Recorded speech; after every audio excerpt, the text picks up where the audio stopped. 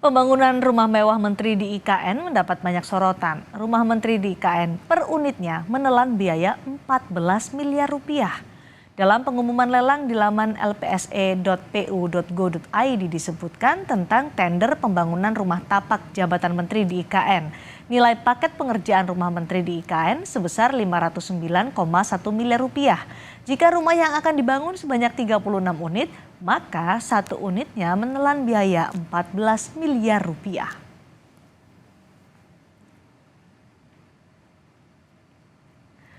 Sebelumnya Menteri PUPR Basuki Hadimulyono membantah isu rumah dinas Menteri di Ibu Kota Nusantara yang mewah. Basuki bahkan sempat menyinggung reaksi Menko Marves Luhut Binsar Panjaitan yang kaget rumah Menteri di IKN berukuran kecil.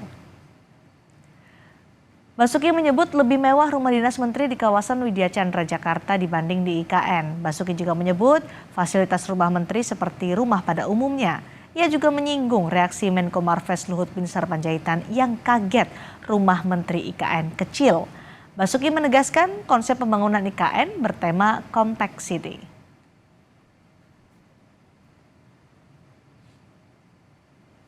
Widya Chandra. Oh iya. Tapi mungkin dalamnya gitu Pak kayak terlalu Fasilitasnya Pak, fasilitasnya.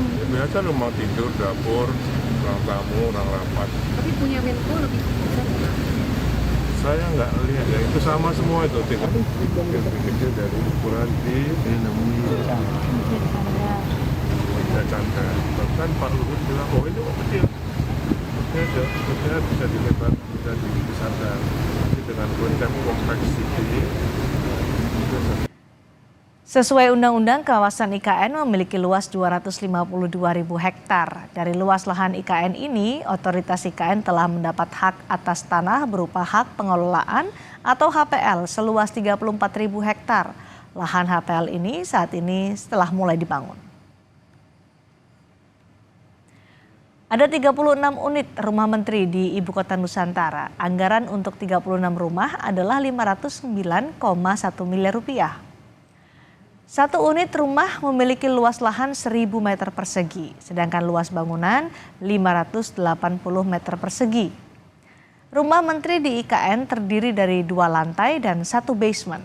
Lantai pertama untuk area kedinasan, lantai kedua untuk area privat keluarga, dan basement untuk kamar sopir, kamar mandi, dan ruang jaga.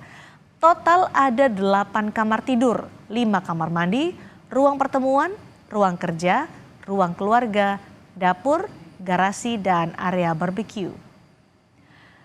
Rumah para menteri ini mengusung tema open space dengan sejumlah fasilitas, yakni ada CCTV, penggunaan panel surya, sistem smart design building dengan akses internet 100% dan wifi, dan dilengkapi dengan mebel.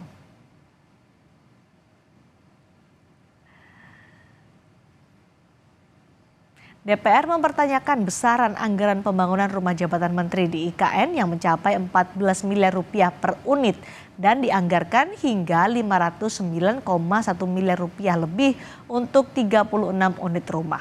Lalu bagaimana respons pemerintah terkait dengan pertanyaan dari DPR soal besaran rumah jabatan menteri di IKN hingga soal usulan DPR yang meminta DKJ menjadi ibu kota legislasi? Kita akan dengarkan laporan langsung dari Leo Taufik dari Istana Negara Jakarta. Leo, respon hingga penjabaran pemerintah soal anggaran rumah menteri di IKN bagaimana? Ya, Cindy dan saudara, memang anggaran yang disiapkan oleh pemerintah terkait pembangunan rumah dinas Menteri di IKN ini senilai 519,1 miliar rupiah. Anggaran ini disiapkan untuk pembangunan 36 rumah dinas. Artinya besaran anggaran per rumah dinas ini sekitar 14 miliar rupiah. Memang Dirjen Perumahan Kementerian PUPR yaitu Iwan Suprianto mengatakan bahwa anggaran yang disiapkan ini termasuk perabotan di dalamnya. Jadinya dengan begitu rumah jabatan menteri ini nantinya akan menteri yang akan pindah ke IKN ini sudah siap huni untuk menghuni rumah dinasnya. Ruangan-ruangan yang ada di rumah dinas ini juga meliputi kamar tidur, dapur, ruang keluarga hingga ruang kerja.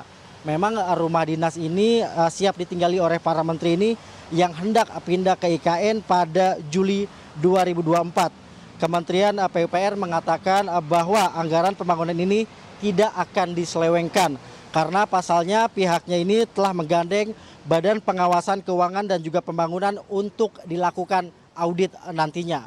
Cindy.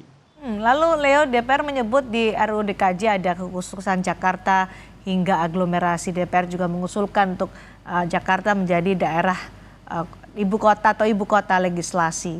DPR juga mengusulkan untuk pindah ke IKN di paling akhir saja. Bagaimana tanggapan pemerintah soal ini?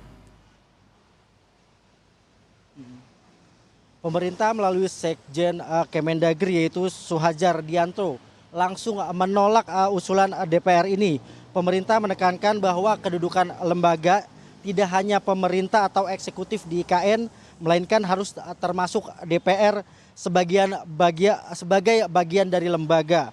Memang Sekjen Kemendagri menjelaskan dalam rumusan baru usulan pemerintah ini, perpindahan DPR ke IKN ini menyesuaikan kesiapan sarana dan prasarana.